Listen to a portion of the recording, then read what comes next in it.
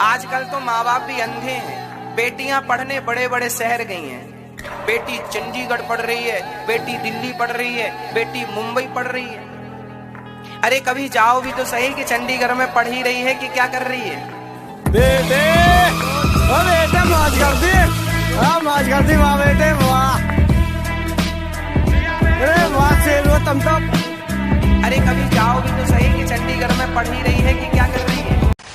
देश की राजनीति में पिछले 70 साल से जो एक परिवार की विरासत चलती आ रही थी, पिछले 6 साल से भाजपा और प्रधानमंत्री मोदी ने सब बदल कर रख दिया। लेकिन उनके इस बदलाव की वजह से कुछ लोगों की जेबें भरनी रुक गयी, कुछ लोगों का देश विरोधी अभियान रुक गया और कुछ लोगों की सालों से चलती आ रही सल्तनत उलट गई। इसलिए आज हम जानेंगे कि आखिर देश के ये सेक्युलर लिबरल विपक्षी नेता मोदी जी से इतनी नफरत क्यों करते हैं। प्रधानमंत्री मोदी द्वारा देश की कमान संभालते ही दशकों से चली आ रही परिवारवाद की राजनीति का अंत हुआ। देश की आजादी से पहले अंग्रेजों ने तो आजादी के बाद से लेकर 2014 तक कांग्रेस का भारत पर एक छत्र राज रहा। पहले पिता, फिर बेटी, फिर बेटा, फिर बहू, उसके बाद अब पोता। भारत की सत्ता एक ही परिवार की जागीर बनकर रह गई थी। इसका असर देश की दूसरी राजनीतिक पार्टियों पर भी हुआ। देश की सारी पार्टियां परिवार और राजकुमारों की बंधक बनकर रह गई। सपा, राजद, नेशनल कांग्रेस, ओवैसी की AIM, शिवसेना, NCP, सब। लेकिन इस सब के बीच में भाजपा एक ऐसी राजनीतिक पार्टी बनकर उभरी जो वंशवाद से कोसों दूर है। भाजपा के सत्ता में आने से परिवारवाद का अंत हुआ है। वंशवाद के नाम पर सत्ता हथियाने वालों का भविष्य खतरे में आ गया। इसलिए देश के कुछ लोगों में मोदी के खिलाफ नफरत बढ़नी शुरू हुई। भ्रष्टाचार न करने देना ही मोदी जी से नफरत का दूसरा कारण बना।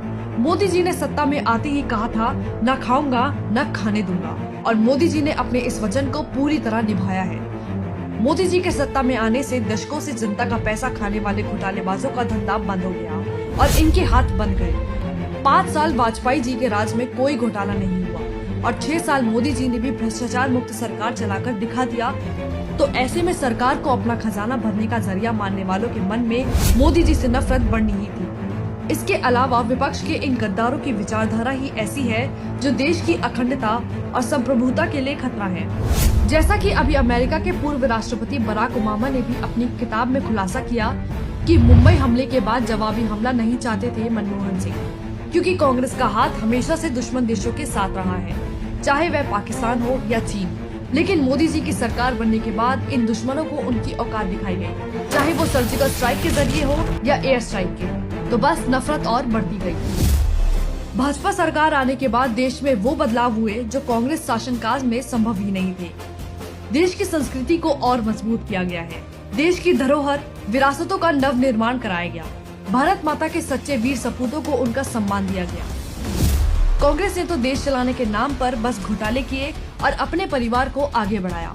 कांग्रेस ने इतिहास में सिर्फ मुगलों का बखान किया और राजनीति में सिर्फ गांधी परिवार का। इतिहास के पन्नों पर महाराणा प्रताप, राजा दाहिर और राजनीति में सरदार पटेल, सुभाष चंद्र, राजेंद्र प्रसाद और सावरकर जैसे वीरों को कहीं गायब ही कर दिया। इन्हें इनका खोया हुआ सम्मान मोदी जी ने वापस दिलाया। तो ये विपक्षी मोदी जी से नफरत क्यों ना करे।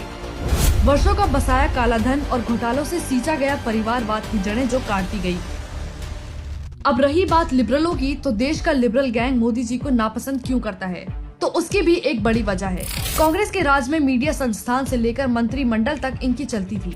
आज कुछ तथाकथित निष्पक्ष पत्रकार दूसरे पत्रकारों को गोदी मीडिया बुलाते हैं, लेकिन सच तो ये है कि एक जमाने में वह खुद किसी की गोद में बैठकर अपनी रोजी रोटी चला रहे थे। राजदीप सरदेसाई नाम तो सुना ही होगा। ये एक ऐसा शख्स है जो कांग्रेस के समय संसद में बैठकर पार्टी करता था। तो वही नीरा राडिया, जिसने देश को अरबों का चूना लगाया। एक समय था जब मंत्रिमंडल की गठन में भी नीरा राडिया का दखल होता था। इसी के साथ मोदी जी के आ जाने से इन दलाल पत्रकारों को मिलने वाले चंदे बंद हो गए।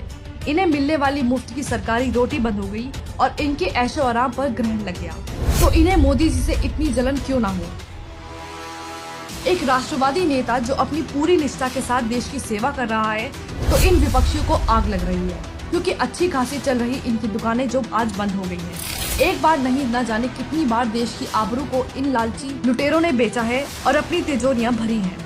आज जब इस कमाई का जरिया बंद हो गया, तो ये लोग गिद्ध की तरह मिलकर एक आदमी पर झपटने का प्रयास करते रहते हैं। लेकिन गौर से सुन लो देश के गद्दारों, देश की जनता अब जाग चुकी है।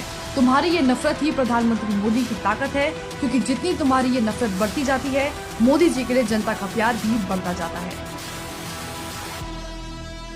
कि हिंदुस्तान को एक सच्चाई और देखनी चाहिए कि आज वो लोग जो बहुत बड़ी बड़ी बातें कर रहे हैं, ज्ञान की बातें कर रहे हैं ना, किसान के लिए पीड़ा है, किसान आत्महत्या कर रहा है, किसान के घर में भोजन नहीं है, किसान क्या करेगा, किसान झोपड़ी में रहता है, किसान का बच्चा पढ़ नहीं पाता है, इतने सालों से 70 सालों से इस देश का दोहन किया, इनको किसान का दर्द नहीं दिखाई दिया, इनको किसान की पीड़ा नहीं दिखाई दी। जब इन्होंने अपने बिचौलिए बिठाए मंडियों के अंदर इन्होंने इलेक्शंस नहीं होने दिए, वही लोग मंडियां इनकी कमिटियां चलाती रही, और जो 100 रुपए का सामान होता था, जिसके 100 रुपए किसान को मिलने चाहिए थे, उसके 50 पैसे दिए, किसान को मरने के लिए छोड़ दिया। उसके बाद उस सामान को कोल्ड स्टोरेज में डाला, फसल को मार्केट में उसकी आवश्यकता बढ़ाई, उस 50 पैसे से लिया हुआ सामान 1000 में बेचा, और हम तक पहुंचते पहुंचते वो 2000 का आ गया। 2000 में से किसान को कितना मिला?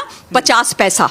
50 पैसा। इन लोगों की बदौलत, ये बिचौलिए जो बैठे हुए हैं और इनके जो राजनीतिक आका बैठे हुए, उन लोगों की बदौलत, और जो आज सड़कों में खड़े होकर के चिल्ला रहे हैं, इसी बात का दर्द है, इसी बात का दर्द है। तब इनको किसानों की चिंता नहीं हुई। एक और बात बोलती हूं, 2004 से 2014 तक ये पता कीजिए हिंदुस्तान के किसान, इस हिंदुस्तान के हमारे किसानी कृषि मंत्री कौन थे? मैं बता देती हूं नाम, शरद पवार जी थे।